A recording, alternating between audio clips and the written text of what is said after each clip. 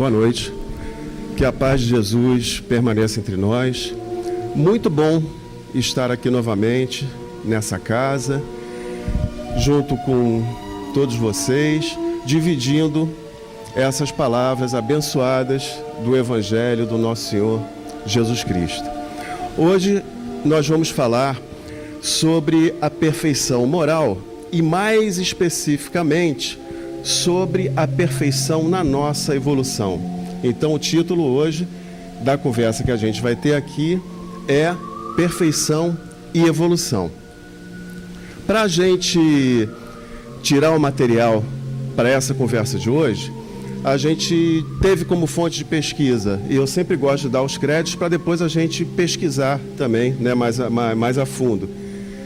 No Livro dos Espíritos, de Allan Kardec, mais especificamente da pergunta 893 a 919, que é a que trata da perfeição moral, o Evangelho segundo o Espiritismo, Kardec, a grande síntese, as noures, a ascese mística e o destino segundo Cristo, seguindo Cristo, de Pietro Baldi. Para entender Pietro Baldi, do nosso querido Jorge Damas Martins e Júlio Damasceno, e o ponto de mutação de Fritjof Capra. E é pelo Capra que eu queria começar. A gente tem aqui Kardec, Pietro Baldi, Jorge Damas e Júlio Damasceno, que são do nosso ambiente espírita. Só que eu queria começar por esse camarada aqui, ó. Por quê? Tudo que a gente vai falar aqui hoje está dentro da doutrina espírita, está dentro do nosso estudo, mas esse camarada aqui, ele é um físico teórico. Então, Kardec mesmo disse para a gente assim, olha, mais ou menos nessas palavras, se por acaso alguma vez a ciência contestar alguma coisa do espiritismo e houver dúvida na afirmação do nosso conceito espírita, vá pela ciência. Isso aqui é bacana na nossa doutrina. E aqui a gente está indo ao contrário. A gente vai ter a física, a gente vai ter a ciência reforçando o que os espíritos trouxeram para a gente. Isso aqui é muito bacana. E como é que é isso? Como é que se processa isso? Por que eu vou começar pelo Capra? O Ponto de Mutação, ele é um livro do Capra, onde ele fala da ciência visto de uma maneira mecanicista e meio que esvaziada por conta das nossas necessidades e necessidade também de evolução do universo e do ser humano, trazida para uma visão mais sistêmica. Ele é o mesmo autor de um livro chamado O Tal da Física, que ele traz para a gente uma explicação sobre os conselhos do I Ching. E é muito importante a gente começar por aqui pelo seguinte, a gente está falando em perfeição, e não existe coisa mais perfeita do que o universo. O universo é a perfeição, o universo é todo o equilíbrio, o universo ele tem uma formação onde a gente sabe que a sua concepção foi divina e a gente sabe que Deus é a perfeição e não podia ser diferente. Nós temos a perfeição do universo e nós também fazemos parte do universo e nós fazemos parte dessa perfeição. Então, quando a gente pensa em imperfeição, a gente não pode pensar como uma coisa é criada para nós, né? Porque se nós fomos criados à imagem e semelhança de Deus, nós fomos criados perfeitos. E a gente vai ver como é que isso se desenrola ao longo aqui da nossa conversa. Então, se a gente tem a perfeição do universo, se nós fazemos parte do universo, imagina, por exemplo, a gente olhando para cima, naqueles dias bonitos, a gente vê o céu com aquelas estrelas todas. Imagina ali se por acaso, por exemplo, se a gente pudesse fazer isso, né? Porque a gente é pior do que criança quando o pai diz para não mexer. A gente fica curioso e vai lá e mete o dedinho e acaba fazendo uma caquinha sempre. Né? Imagina se a gente pudesse mudar a posição de algum astro que está lá no firmamento. A gente traria um desequilíbrio total em todo o universo, porque todas aquelas órbitas, todas aquelas altitudes, tudo está ali porque tem que estar, tudo está perfeito, tudo está no lugar, então tudo é imutável. A gente não tem essa condição de fazer. É óbvio que tudo evolui, a gente sabe que as constelações elas se modificam e tudo, mas isso por uma força natural, sem a nossa intervenção. Agora, nós aqui, dentro dessa perfeição, temos que ter, e é isso que o Capra traz para a gente, de uma maneira muito lógica, a gente tem que acompanhar isso. Ou a gente pensa que nós não estamos interligados, os seres humanos não estão interligados. Né? A gente num planeta Terra, um planeta restrito, né? Um planeta formado há aproximadamente 4,54 bilhões de anos, que ele vem se desenvolvendo. Há 2 milhões e 500 mil anos, a nossa espécie humana começou a tomar forma. Há 500 mil anos, a nossa espécie ficou mais definida como nós somos hoje. Há 500 mil anos. E há 2 mil anos atrás, a gente teve uma mensagem dizendo para a gente, olha, eu dou aqui, seus meninos levados, a regra para vocês evoluírem. Vocês são menininhos muito teimosinhos, vocês são desobedientes. Então eu trouxe para cá, olha, isso aqui, ó, é isso aqui, olha, que vocês têm que fazer para evoluir. É isso aqui que vocês têm que fazer para chegar novamente à perfeição. E a gente dá cabeçada, aí 1800 e poucos anos atrás, né, vem um novo Consolador e diz para a gente assim, no ano de 1800 e pouco, aliás, eu calculei de trás para frente, de frente para trás, e diz para a gente assim, olha, está aqui uma receitinha de bolo ditado pelos espíritos para vocês conviverem bem, para vocês evoluírem, para vocês prosseguirem na sua jornada, já que desde 2 milhões e 500 mil anos para cá, vamos botar 500 mil, porque é quando a gente começou a tomar essa forma mais humana. Vocês não aprenderam nada? Né? Se vocês tiveram um mestre aqui, falando para vocês, né, dando exemplos para vocês, e vocês ainda estão engateando, está aqui, olha, 1019 perguntas com respostas, para guiar vocês na sua jornada evolutiva. E não bastasse isso, vieram todas as literaturas complementares para que a gente tomasse o rumo certo nas nossas vidas. E qual é esse rumo? É a gente voltar de novo para o nosso estado de perfeição. Exatamente como fomos criados. Nós fomos criados à imagem e semelhança de Deus, portanto, perfeitos. E quando nós caímos nesse nosso mundinho, né, para evoluirmos, nós acordamos lá simples e ignorantes, esquecidos do que nós aprendemos. Então, essa nossa busca da perfeição é a busca pela recordação do que nós já sabíamos, desse conteúdo interno que está em nós. Né? Nós temos em nós esse Deus imanente. E os orientais sabem muito bem disso, e com muita propriedade, por conta eles têm aquele cumprimento, né? Que é o Namastê, que é o Deus interno que existe em mim, saúda o Deus interno que existe em você. Então nós somos possuidores da perfeição. Nós temos essa perfeição dentro de nós. Nós não estamos ainda totalmente lembrados dela.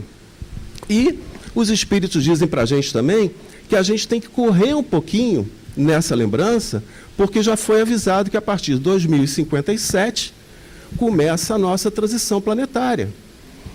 Então, nosso planetinha Terra, ele deixa de ser um mundo de prova e expiação e passa a ser um mundo de regeneração. Então, quem tiver no pique para acompanhar a evolução do planeta, vai acompanhar a evolução do planeta. Agora, quem tiver perdido esse pique, vai ter que reencarnar em um planeta menos evoluído. E eu acho que, em sã consciência, ninguém está querendo isso. Mas a gente tem o livre-arbítrio para decidir. Isso é com a gente mesmo, né? E a gente está vendo que cada vez o nosso planeta, cada vez a humanidade está mais doidinha, né? Parece que está todo mundo perdendo rumo, está todo mundo meio que... E é essa fase, realmente, que é uma fase que nós temos que atentar para ela, né? E o próprio Capra, ele diz na introdução desse livro, O Ponto de Mutação, ele traz uma frase do I Ching, que é a seguinte: ao término de cada período de decadência, surge o ponto de mutação. Então, a gente está nesse ponto. A hora da virada é essa. Agora é que a gente tem que começar a correr, porque o tempo que a gente tinha, né, de 500 mil anos para cá, fazendo assim na camaradagem, já era tempo para caramba para a gente começar a evoluir, né? Isso só contando nossa vida de Neandertal para cá. Então, a gente ainda está patinando. A gente ainda está patinando. Então, a hora da gente se ligar é agora.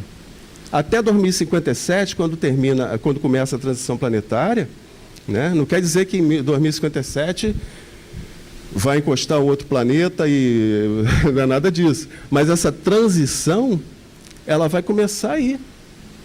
E é por aí que a gente tem que partir. E como é que a gente, entendendo isso, o que é a perfeição do universo, essa perfeição estando em Deus, Deus sendo o nosso Criador, sendo o Criador do universo, a gente sabe que está regido por uma lei maior, que é essa lei de Deus. E como é que a gente começa a raciocinar sobre isso? Diz para a gente o Kardec, no Livro dos Espíritos, onde ele coloca as características da lei natural. Tá? A resposta da pergunta 893, né, que ele pergunta qual é a lei natural, tá? Ele diz o seguinte: a lei natural é a lei de Deus. Então nós temos uma lei natural. Ela é a verdadeira, ela é que rege todo o universo, ela é que rege as nossas vidas. É a única verdadeira para a felicidade do homem, ela lhe indica o que deve ou não deve fazer, e ele é infeliz somente quando se afasta dela. É aquilo que eu estava dizendo. Essa lei de Deus, ela veio trazida para a gente, no nosso entendimento agora cristão, e no nosso entendimento religioso mais próximo, primeiro através de Moisés. Moisés trouxe para a gente, e Moisés trouxe para a gente o chinelo. Moisés trouxe para a gente aquela sandália havaiana que o papai dá na gente, ou dava, né, que agora não pode mais, quando a gente fazia travessura. Então Moisés trouxe para a gente, lá na época dele, a sandália havaiana. Né? Sorte de quem tinha... Eu, por exemplo, a minha família era portuguesa, não era sandália havaiana, era tamanco. Vocês imaginam como é que... né, era a tristeza. Mas trouxe para a gente. Então, olha, se vocês não fizerem isso, vocês vão pagar com a dor, vocês vão pagar com a morte, vocês vão pagar com o fogo. Ele trouxe para a gente. A gente não aprendeu. A gente não aprendeu. Veio Jesus depois e trouxe para a gente um saquinho de bombom da Copenhagen. Olha, dizendo, olha só, olha, essa aqui é a minha lei. Essa aqui é a lei do amor. Eu sou doce, as minhas palavras são embaladas de carinho, mas vocês têm que cumprir. Vocês não podem deixar de cumprir. E a gente não foi pela força e nem está conseguindo ir pelo amor. Aí vem o Espiritismo e diz para a gente assim, olha, se vocês não aprenderem pelo amor, vocês vão ter que aprender pela dor. Mas vocês têm que começar a se mexer. E é bom quando a gente começa a ter essa noção e entender que a dor nas nossas vidas, né, que as coisas que acontecem às vezes, que a gente pode pensar que são ruins na nossa vida, são alavancas para a gente começar a se mexer. Então, prosseguindo, diz para a gente Kardec, porque os espíritos disseram para ele, a lei de Deus é eterna e imutável, como o próprio Deus. Então, a gente tem a perfeição que é imutável. É isso. O que é Deus? né? É a inteligência suprema. É a perfeição. Então, como é que a gente vai mudar o que é perfeito? Né? Como é que a gente vai mexer no que é perfeito? Não tem como. Então, ela é eterna e imutável como o próprio Deus. E onde está a lei de Deus? Está escrita na consciência. Então, nós temos essa imanência divina e, por conta disso, a lei de Deus vem impressa, vem escrita na nossa consciência. Nós temos que perceber e nós temos que compartilhar com as nossas atitudes essa lei de Deus que está na nossa consciência. E diz para a gente Kardec, Jesus é o tipo mais perfeito que Deus tem oferecido ao homem para lhe servir de guia e modelo. Reparem que ele não fala, Jesus é o tipo mais perfeito que Deus ofereceu ao homem, não. Ele diz o seguinte, é o tipo mais perfeito que Deus tem oferecido ao homem, porque a gente continua com o Evangelho do Cristo. A gente continua com Jesus monitorando as nossas ações, interferindo para a gente, cuidando da gente. A gente continua com o exemplo de Cristo como nosso modelo. Mas a gente não gosta desse modelo. Quando chega um modelo desse tipo aqui, a gente bota na cruz, a gente taca fogo, a gente enforca, a gente fuzila. Porque esse modelo não é o que a gente quer para a gente ainda. Esse modelo atrapalha a gente. Esse modelo mostra para a gente que a gente é imperfeito. Está aqui, ó. É o tipo mais perfeito. Então, como é que a gente quer evoluir? Como é que a gente quer ser perfeito? Vamos seguir os passos de Jesus. Vamos seguir o que Jesus traz para a gente. E assim, com muita tranquilidade, porque ninguém vai virar santo de uma hora para outra. A gente não vai sair daqui, do centro, a gente não vai sair da igreja católica ou da igreja evangélica, passar do portão para fora e virar santo. A gente vai continuar tendo os nossos aborrecimentos com a nossa família, vai continuar tendo aborrecimento com o nosso síndico, e por aí vai. Vai continuar tendo aborrecimento no trabalho. Mas o exemplo mais próximo que a gente tem, o mais perfeito, é o que a gente tem que seguir com uma vontade tremenda de chegar muito perto dele. Não adianta, porque se a gente, é uma coisa que tem que vir de dentro para fora e não de fora para dentro. Se a gente sair daqui agora, chegar em casa, começar a pegar tudo que é nosso, de roupa, de bens, jogar pela janela, a gente não vai virar São Francisco. O vizinho vai chamar o SAMU e vai carregar a gente. Não tem jeito. Você vai estar piradinho. Meu vizinho doidou. É uma coisa que vem de dentro para fora. O desprendimento, né? Essa coisa de você pensar no próximo. Mas a gente está aqui, a gente está correndo atrás. A moral é a regra de bem proceder, isto é, de distinguir o bem do mal. Funda-se na observância da lei de Deus. O homem procede bem quando tudo faz pelo bem de todos, porque então cumpre a lei de Deus. Agora, cá para nós, com os últimos fatos, as últimas notícias, olha como a gente está longe disso aqui. Como a nossa humanidade está longe disso aqui. Observa, o homem procede bem quando tudo faz pelo bem de todos, porque então cumpre a lei de Deus.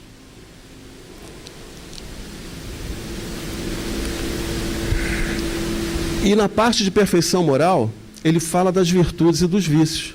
E diz para a gente, a virtude sempre que há resistência voluntária ao arrastamento das más tendências. E a gente conhece aquela pergunta, né? Como se reconhece o verdadeiro espírita?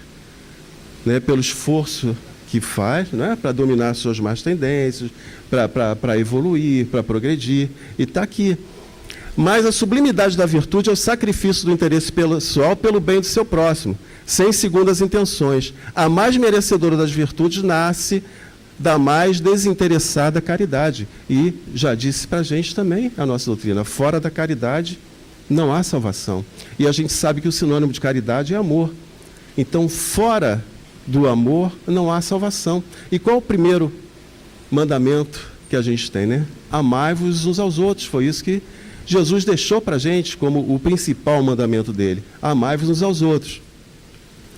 O sinal mais característico da imperfeição é o interesse pessoal. Pelo desinteresse, é o contrário. Vê-se o futuro sob um ponto de vista mais elevado. Ah, então eu entendi. No momento que eu deixo de ver o meu interesse pessoal, à frente de qualquer coisa, que eu começo a ver um interesse coletivo, eu me interesso pela coletividade, isso é uma visão mais para o futuro, é uma visão mais orgânica. Então eu saio daquele mecanicismo que o Capra também se desincompatibilizou com ele como cientista, como físico, e venho para uma visão mais orgânica do mundo. Eu venho para uma visão mais orgânica da humanidade. O pior de todos os vícios é o egoísmo. Dele deriva todo o mal. Aquele que deseja se aproximar, já nesta vida, da perfeição moral, deve arrancar do seu coração todo o sentimento de egoísmo, por ser incompatível com a justiça, o amor e a caridade. Ele neutraliza todas as qualidades. E diz o livro, o Evangelho segundo o Espiritismo, para a gente. Quando a gente não trabalha o amor e quando a gente não trabalha a caridade, é impossível que a gente caminhe no sentido da evolução, no sentido do aprimoramento, no sentido de chegar mais perto da nossa origem divina. Quando a gente não vê o nosso próximo, quando a gente não ama o próximo como a nós mesmos, quando nós fazemos ao próximo que não gostaríamos que fosse feito para nós, nós estamos aqui nesse afastamento, né? E o egoísmo, ele é o pai de todas as imperfeições, enquanto a caridade é o contrário. Ela traz para a gente o caminho na direção da perfeição, porquanto que a gente faz a caridade, ou tem a caridade, a gente tem na gente o amor, tem o sentimento do amor. E falando de perfeição e evolução, né? Qual seria esse impacto da nossa perfeição, da perfeição na nossa evolução? E diz para a gente Pietro Baldi: as criaturas saídas da mão de Deus só podiam ser espíritos e perfeitos, é óbvio, porque nós fomos criados à imagem e semelhança de Deus. Portanto, fomos criados como a perfeição. Porque saíram das mãos de Deus e porque eram espíritos. O estado de perfeição só pode existir no estado espiritual.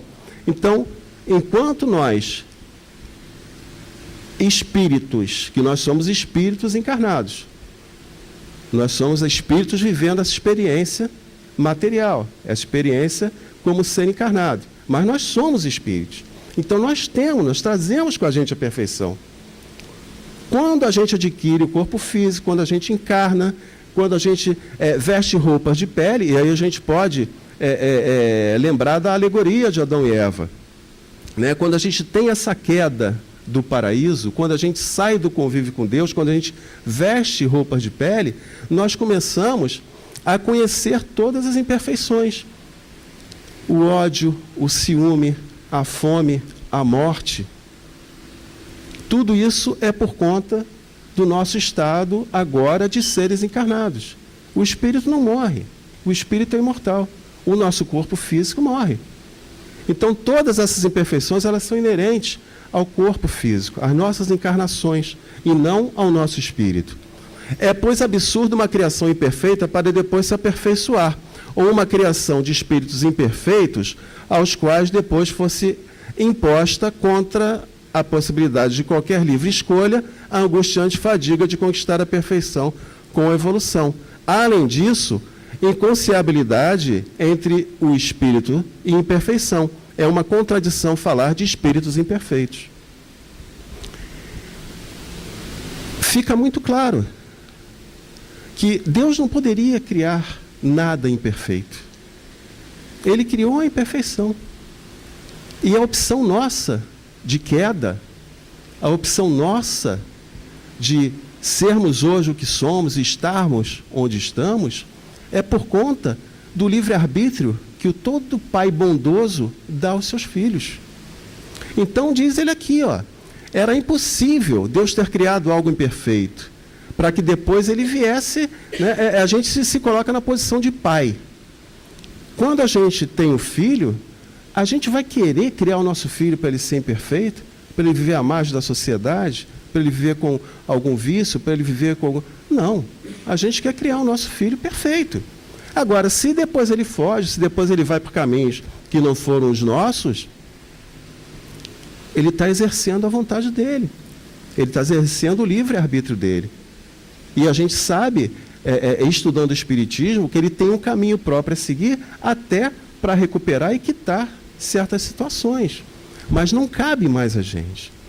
Então, tenho um filho, eu quero criar perfeito. Eu vou trancar ele dentro de casa e falar, filho, você daqui não sai, você não vai para lugar nenhum, você não vai namorar, você não vai ter amigo, porque eu quero você perfeito, a minha imagem aqui do jeito que eu me acho. A gente sabe que não é por aí. Então, diante do mal, da dor, da imperfeição do nosso mundo, devemos concluir que esses efeitos não podem ser atribuídos ao Criador, só nos resta atribuí-los à criatura. Ah, meu Deus, por que o Senhor fez isso comigo? Eu não mereço, por que logo comigo? Espera aí. Deus? Deus? E tudo que a gente sabe, e todo o nosso livre-arbítrio, e tudo que nós fazemos para chegar a isso, e todos os débitos que nós adquirimos lá atrás, e tudo que nós temos que recuperar. Então, tudo que acontece nas nossas vidas, que nós podemos considerar imperfeições ou sofrimentos, de maneira alguma elas são impostas por Deus. Nós adquirimos isso. Não tem como isso ser imposto por Deus. Deus é bondade, Deus é o Pai bondoso, Deus é amor, Deus é a perfeição. Então não tem essa de culpar Deus pelas coisas que acontecem com a gente, pelos infortúnios que às vezes não aparecem nas nossas vidas. Nós temos que assumir a nossa responsabilidade sobre isso e temos que correr atrás para consertar isso. Não podemos conceber o mal, a dor, etc., senão como exceção temporária, apenas como um incidente, uma doença curável, um desvio na obra de Deus. E temporário, porque a nossa passagem, ou as nossas passagens, elas são temporárias. Nós não vamos ficar eternamente encarnados. O nosso estado inicial, o nosso estado original, não é esse corpo físico. O nosso estado original é o espírito. E espírito perfeito, como nós fomos criados. E por isso é que nós estamos fazendo esse caminho de volta. Do mineral, do vegetal, do animal, do nominal, até o arcanjo, até o espírito puro. E aí a gente continuar na nossa jornada. Mas uma jornada já espiritual, liberto desse corpo físico, liberto disso que nos atrapalha, mas ao mesmo tempo também nos ensina. Contribui para que nós tenhamos, esse é o nosso veículo de evolução. Então a gente tem que cuidar bem disso, a gente tem que saber lidar bem com isso. Quando a gente compra algum aparelho eletrônico ou um carro, então ele vem com o manual de instruções. Né? E se a gente não seguir o manual de instruções, a gente sabe que pode ter algum problema. Ou melhor, se você segue o manual de instruções, você reduz o número de problemas com esse aparelho. A gente é a mesma coisa. Quando a gente veio, foi dado para a gente um manual. Olha, vocês devem seguir isso aqui. Né? Foram dados para a gente 4 evangelhos que nós conhecemos. Foram dados para a gente 5 livros da doutrina espírita que nós conhecemos. Olha, manual mais completo do que esse, para a gente seguir, para a gente não dar problema, para a gente não quebrar. Então, isso é que a gente tem que ficar atento, porque todos esses incidentes são acidentes de percurso nas nossas vidas e são colocados por nós ali. Agora, como é que a gente vai sair disso? Trabalhando na nossa evolução. Ah, mas eu não consigo, papapá. Perfeito. Quando a gente começa a se interessar, quando a gente começa a estudar, quando a gente tem esse ponto de partida, a gente começa com esse nosso ponto de mutação, a gente começa com esse nosso movimento de recuperação, a gente já começou. Ah, mas o Evangelho não é para mim, eu não consigo. Perfeito. O Evangelho não é para nenhum de nós aqui. O Evangelho é para o nosso futuro. A gente não consegue, não adianta. Se a gente conseguisse, a gente não estava aqui. A gente já tinha partido, não precisava mais estar aqui encarnado. Então, algumas coisas a gente consegue. Vamos perseguir o que a gente consegue. O que a gente não vai conseguir, não consegue agora, a gente vai conseguir depois, fatalmente. Não tem problema. Então, a gente não deve ficar preocupado, que às vezes fala, poxa, eu tenho uma condição que eu não consigo fazer isso agora. Legal, bacana, o que você pode fazer agora? Né? Eu não posso, não sei. Alguma coisa a gente pode fazer. Alguma coisa a gente pode fazer para começar. E quando a gente entende isso, e quando a gente tem a ajuda maravilhosa e abençoada do Espiritismo, a gente aumenta essa condição. Então a gente sabe que tem o livre-arbítrio também. Então a gente pode decidir o que fazer e o que não fazer. Isso está sendo difícil para mim. Não tem problema, faz o que for fácil para você. Começa por aí e vai acompanhando. E sem perceber, né, você já está dando lugar no ônibus para uma senhora, você já não finge mais que está dormindo no banquinho amarelinho. Né? Coisas simples. Você já está enchendo a garrafa de água para botar na geladeira, né? Para o seu irmãozinho não vir lá pegar a garrafa vazia. Né? Você já não está deixando mais toalha molhada em cima da cama para sua esposa reclamar. Nessas pequenas coisas. Né? Que são coisas que fazem parte do nosso dia a dia. E a gente vai começando a ficar pessoas melhores. Quando a gente percebe, puxa vida, olha o que eu já estou fazendo. E aí a gente começa a partir para as coisas grandes. Né? E a gente tem o livre-arbítrio. No centro que a gente frequentava, tem até uma história muito engraçada, que uma vez apareceu lá um senhor, muito assim interessado e tal, e ele fabricava o uísque escocês do Paraguai. Né? Em outras palavras, ele falsificava o uísque. Aí chegou lá no nosso centro, conversou com o nosso presidente, aí falou, olha, eu queria conhecer a doutrina espírita, né, porque eu estou cansado dessa vida, parará. Poxa, ele começou, ele participava de todas as reuniões, ele participava dos estudos, mas ele teve, assim, um crescimento, uma evolução de conhecimento da doutrina muito grande. Ele ficou com a gente 1 ano e meio, quase 2 anos, não foi? Quase 2 anos, né? Ficou com a gente e tal, e um dia ele chamou o nosso presidente para conversar de novo. Aí falou assim, olha, tomei uma decisão na minha vida. Eu não posso mais continuar assim, estudando espiritismo e falsificando uísque. Eu vou largar o espiritismo. Foi uma opção dele. Ele usou o livre-arbítrio dele. Não é verdade? Agora, como ele falou, eu sei o que tudo isso vai me acarretar, mas eu estou disposto a segurar. Né? Então, a gente conhece tudo o que Jesus trouxe para a gente nos seus evangelhos. Vamos lá, desde as leis mosaicas. Né? A gente conhece o que o livro dos Espíritos trouxe para a gente, o Evangelho segundo o Espiritismo. A gente conhece tudo através dos nossos estudos. André Luiz já deu altos toques para a gente. Né? Emmanuel nem se fala. Então, a gente tem essa condição. Agora, a gente sabe também que não pode dizer, olha, eu não sabia, porque a gente sabe. Aí a gente assume. Né? Então, esses desvios são, como ele diz ali, são doenças curáveis e vão se curar com as nossas encarnações. Agora, poxa vida, não é melhor a gente começar a se ligar, ao invés de ficar patinando, de trabalhar para isso ser curado mais rápido na gente, uma vez que a gente conhece essa mecânica? É uma coisa muito interessante da gente pensar. E continua Petrobaldi. A felicidade estava na ordem e é alcançada com a reordenação. Então, ela estava na ordem. Né? A ordem, a organicidade, o todo, o sistema.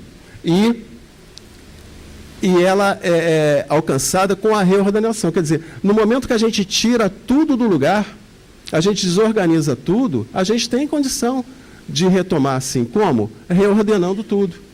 E começando com a ordenação das nossas vidas, das nossas atitudes.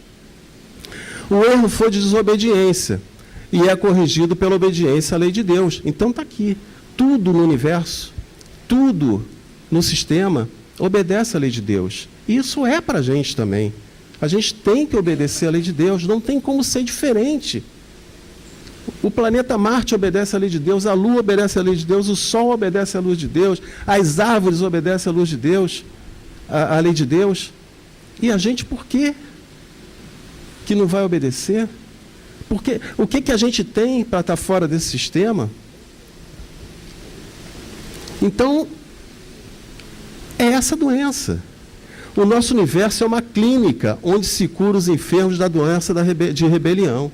Então, essa rebelião que originou a nossa queda, ela traz para a gente essa série de doenças. E o nosso mundo está doente, gente, não está?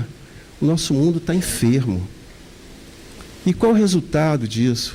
Que são essas doenças, né? Aí é o câncer, é a poluição, é a neurose, é a esquizofrenia, né? É a discriminação, é a segregação, é o arroxo econômico, é a inflação, é a corrupção. Olha um monte de doenças que o nosso mundo está vivendo. É o egoísmo, acima de tudo. A gente está muito doente. A gente está muito doente. Vamos fazer um teste. A gente vai para uma coisa que seria para aproximar as pessoas. Que seria para colocarem as pessoas mais próximas, para elas se falarem, se aproximarem. E isso acontece. Porque hoje a gente não tem mais distância com a tecnologia. Por exemplo, hoje de manhã eu estava falando com uma amiga que está morando na Austrália. Era de noite lá, era de manhã aqui, e a gente estava conversando através da internet. Então aproxima. Eu fiquei conhecendo os netinhos dela porque ela me mandou foto. Eu não precisei ir à Austrália para conhecer os netos dela, nem ela trazer os netos para o Brasil. Ela me mostrou. Eu mandei foto do meu neto para ela conhecer. Não precisei levar meu neto até a Austrália. Então, isso que seria para facilitar a gente, dá uma voltinha no Facebook. Olha, o que a gente vê de tanta coisa ruim disseminada no Facebook, as pessoas estão ficando intolerantes. As pessoas estão ficando cada vez mais intolerantes. Aí de você postar alguma coisa que seja contrária à opinião de uma outra pessoa. Ela vem ali e, sabe, coisas assim da gente ficar boquiaberto. De valores que estão sendo esquecidos. As pessoas estão se agredindo gratuitamente. Outro dia eu pensei em chamar um amigo meu, que fez uma postagem na página de um outro amigo meu, falar para ele, olha, os dois aqui, amiguinhos, vocês não vão brigar por causa de posições diferentes. Vocês prestem atenção, amiguinhos, a tia Teteca já falou que não pode ser assim. Então dá a mãozinha, vão apertar a mãozinha do outro. Agora, bobo quem perde amizade por causa disso. E tem muita gente perdendo amizade por conta disso. As pessoas estão adoecendo cada vez mais por conta desse fechamento em torno das suas posições, das suas opiniões. Isso, por um lado, é positivo. Vai aumentando a capacidade crítica das pessoas. Né? A gente, graças a Deus, tem espaço para falar, então a gente tem liberdade. Né? Agora, a gente tem que ter também consciência do que a gente faz com as nossas vidas, com as nossas posições, né? Com os nossos sentimentos, com as nossas atitudes. A gente tem que ter muito cuidado com isso. Nosso mundo está muito, muito, muito, muito doente. Muito doente. E a gente tem que ter cuidado com o que a gente fala, e a gente tem que ter cuidado com o que a gente faz, por conta dessas proporções que hoje as coisas estão tomando. Então, às vezes, uma atitude que você tem, que parece uma coisa simples de você administrar, ela pode desencadear um caos. A gente tem que estar sempre ligado nisso, na proporção que as coisas acontecem, né? Na velocidade que elas alcançam. E isso faz parte também dessa doença. É natural que a gente vá se fechando cada vez mais em nós. Hoje você não precisa sair de casa para se comunicar com ninguém. Hoje você não precisa sair de casa para trabalhar. Né? Eu me aposentei há 2 anos atrás e hoje eu trabalho em casa. Se eu não me policiar, eu não saio de casa. Eu não preciso sair de casa. Não preciso sair de casa para trabalhar. Então, se eu não me policiar em marcar uma reunião para conversar com as pessoas, para conhecer as pessoas, né, que às vezes a gente lida com pessoas profissionalmente e não conhece, né? Então a gente tem que ter esse cuidado, esse mecanicismo ele não pode tomar conta da gente. Essa organicidade nossa, ela está cada vez mais envolvida com a nossa espiritualidade e não com a nossa materialidade. E esse nosso encaminhamento para uma visão espiritualista, ela tem muito a ver com o que nós aprendemos na nossa visão espírita. Porque não é só espírita que tem espírito, não é só espírita que é espírito. Todos somos espíritos. Então não é porque eu sou espírita que eu vou ser melhor do que ninguém. Ninguém vai me perguntar quando eu chegar lá do outro lado, vem cá, você é espírita? Não, então você não pode entrar, né? Só não tem umbral de barata, até hoje eu não conheci, mas tem de católicos, de protestantes, né? de espírita. Todo mundo vai para o mesmo lugar. Quando a gente chegar lá, ninguém vai perguntar, olha aqui, você era de que centro? Não. Qual é a pergunta 638 do Livro dos Espíritos? Ninguém vai te perguntar isso. Então, as nossas atitudes, elas têm que ser pautadas nesse ensinamento. Uma coisa, como eu falei do exemplo do camarada do uísque, ele tinha um conhecimento tremendo, ele adquiriu esse conhecimento muito rapidamente, em menos de 2 anos de doutrina espírita. Ele era capaz de falar o Livro dos Espíritos de trás para frente, do meio para frente, do meio para trás. Agora, olha a atitude que ele tomou no final. O que isso serviu para ele, o conhecimento da doutrina? Para ele não adiantou. Ele não conseguiu. E é isso que a gente tem que estar sempre atento, para não entrar nessa doença, para não deixar essa coisa da rebelião, da nossa queda, tomar conta de nós, para trabalharmos cada vez mais nesse caminho nosso de perfeição e de evolução. Então, o trajeto lógico e completo, na ordem, o impulso errado gera desordem. Então, se a gente prestar atenção, a gente está numa fila de caixa de supermercado. A gente está naquela fila, supermercado cheio. Então, assim, imagina assim, o Guanabara no princípio do mês. O Guanabara do Engenho de Dentro no princípio do mês. A gente está lá, naquelas filas, com o carrinho. Aí tem uma senhora, aquelas filas imensas. Aí tem uma senhora lá na frente com um pacote de biscoito na mão. Aí quando chega a vez dela, ela faz assim. Aí vem o filho, o marido, com 2 carrinhos cheios. E entra na frente. Né? Imagina o pessoal todo que está atrás dela na fila, o desequilíbrio que isso vai provocar. Né? O desequilíbrio que isso vai provocar. E é assim que funciona. Né? Qualquer coisa errada na ordem, ela gera desordem. Aí começa aquele tumulto. Né? É uma coisa que... Moleque é uma coisa fantástica. Né? E eu não posso falar no que eu fazia também. Às vezes a gente vem na rua, vindo da escola, uniforme de escola, Madureira, mais precisamente a passarela de Magno, você vai atravessar para o outro lado. Aí, de repente, a gente começava a gritar e correr. Todo mundo corria, sem ter nada. Sem ter nada. E depois a gente corria mais ainda, que a gente tinha que sumir antes que pegassem a gente. Né? Mas é isso, olha. Vem todo mundo na sua ordem, atravessando a passarela. Daqui a pouco um movimento que gera desordem, plum, e todo mundo entra na desordem. E é isso que acontece. E quando a gente tem isso em termos de convulsão social, a gente tem uma coisa que se chama inconsciente coletivo. O inconsciente coletivo, ele faz as pessoas mais santas se tornarem as pessoas mais neuróticas, mais agressivas do mundo. Por conta disso. Porque entra nessa vibração, porque entra nesse inconsciente. Então, o que trata-se apenas de tornar a arrumar como estava antes. Então, o que foi caído na desordem, inclusive na gente, a gente tenta arrumar como estava antes. E a gente consegue seguir esse caminho. Então, a evolução representa um trabalho de reconstituição, de reintegração do destruído. Então, o que é a gente evoluir? O que é a gente procurar a perfeição? É simplesmente reconstruir a perfeição que existe em nós e que a gente destruiu através das nossas imperfeições carnais, das nossas imperfeições materiais, das nossas imperfeições mecanicistas. É a gente começar a substituir esses valores e a gente começar pela gente, começar individualmente. Isso é um movimento que a gente começa individual. Que quando a gente começa a fazer qualquer coisa pela coletividade, a gente acaba virando massa de manobra. A gente acaba virando gado. A gente é fácil de manipular quando a gente vai com a coletividade, ou quando a coisa começa com a coletividade. Agora, ninguém manipula você se você individualmente estiver convencido do que você é e do que você quer ser e onde você quer chegar. Ninguém te manipula. Que aí você começa a perceber o que é o bom caminho, o que é o mau caminho.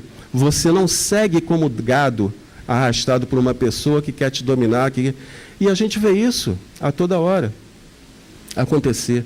Movimentos imensos de pessoas de coletividade comandados por um neurótico qualquer, um maluco qualquer, ou uma pessoa completamente mal intencionada, mas que direciona as pessoas. Então a gente tem que ter muito isso em nós, né? Esse trabalho de reintegração, o que foi destruído na gente que faz a gente fraquejar, que faz a gente acompanhar isso. É por aí, esse autoexame.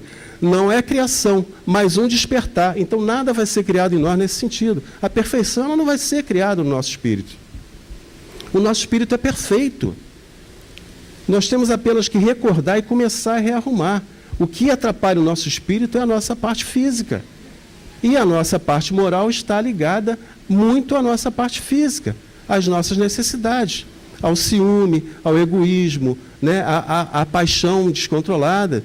E Kardec diz para a gente também que a paixão ela é necessária para nós conseguirmos os nossos objetivos. Né? O cara que é um bom médico, ele é apaixonado pela medicina. O cara que ele é um bom militar, ele é apaixonado por isso, pela função dele como militar. O cara que, poxa, é um atleta, ele é apaixonado por isso. E Kardec diz para a gente o seguinte, a paixão é como um cavalo. Quando ele está a nosso serviço e dominado, ele nos atende.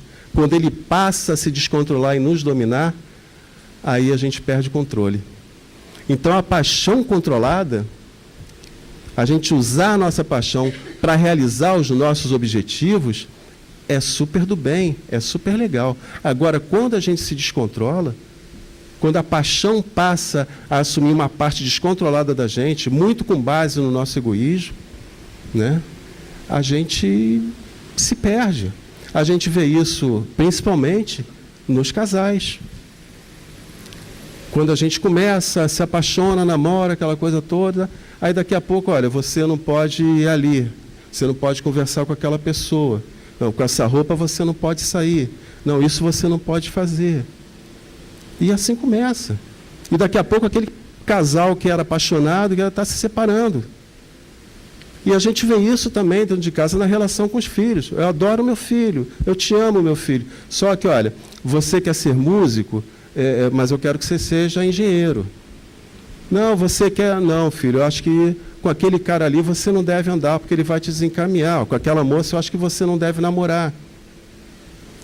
Eu começo a fazer disso uma relação, por conta da minha paixão, uma relação ruim, perniciosa. Então, o que ele fala aqui, olha, esse telefinalismo, né, da evolução, a razão pela qual o ponto de chegada já possa ter sido dado, antes de ter sido realizado o caminho para alcançá-lo. Então, quando a gente fez esse caminho de queda, quando a gente fez esse caminho de vestir roupas de pele, já estava traçado o nosso caminho de retorno. E já foi dito para a gente que nenhuma das ovelhas do rebanho do mestre se perderia. Ele já deu essa dica para a gente. Olha, vocês como espíritos puros foram criados e como espíritos puros retornarão à casa do Pai. Nenhuma das minhas ovelhas se perderá. Está aqui, olha. Então, esse destino, antes de ter sido realizado o caminho, para alcançá-lo, ele já tinha sido criado. Então, é uma prova dessa bondade divina. Né? Não é uma prova de imperfeição, é uma prova de perfeição. A imperfeição é nossa, porque mesmo com todas as nossas imperfeições, esse nosso caminho de volta foi criado, e ele vai ser cumprido.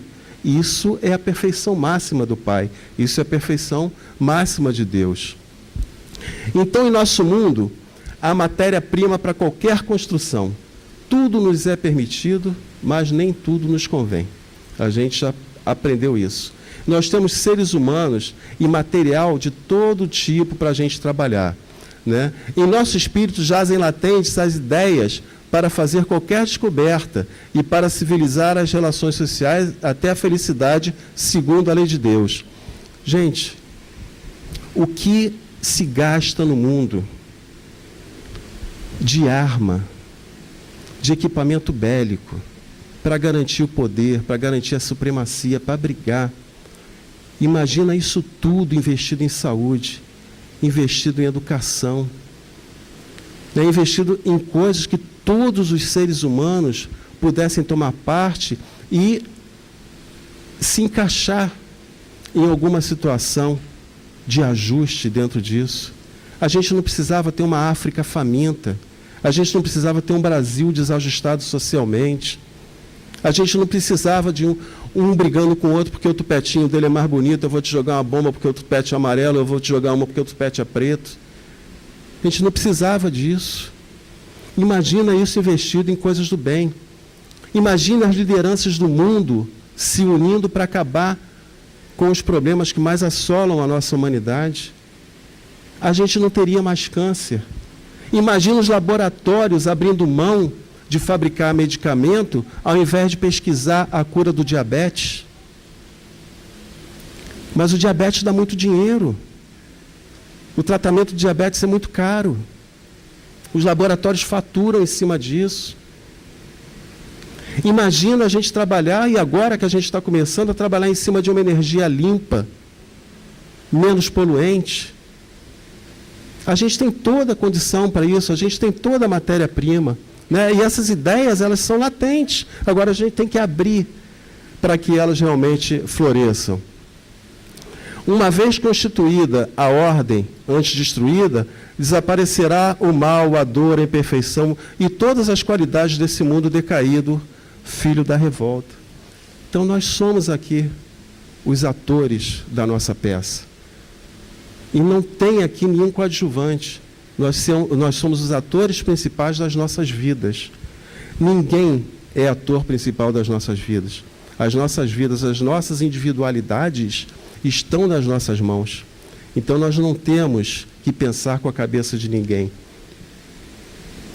Nós não temos que seguir nada que nós achemos que não seja apropriado para o nosso caminho.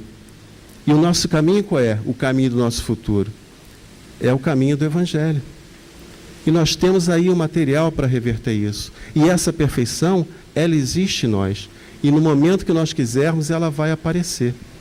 Então eu gostaria de terminar aqui a nossa conversa repetindo aquela frase que está na introdução desse livro do Capra. Diz o I Ching: ao término de cada momento ou de cada período de decadência, surge o ponto de mutação. E que nós sejamos tocados por esse ponto nosso de mutação e saiamos rapidamente em busca da nossa perfeição, para que sejamos exemplo, como pediu a nós Jesus, que fôssemos exemplos do seu Evangelho, exemplos de filhos de Deus. Muita paz.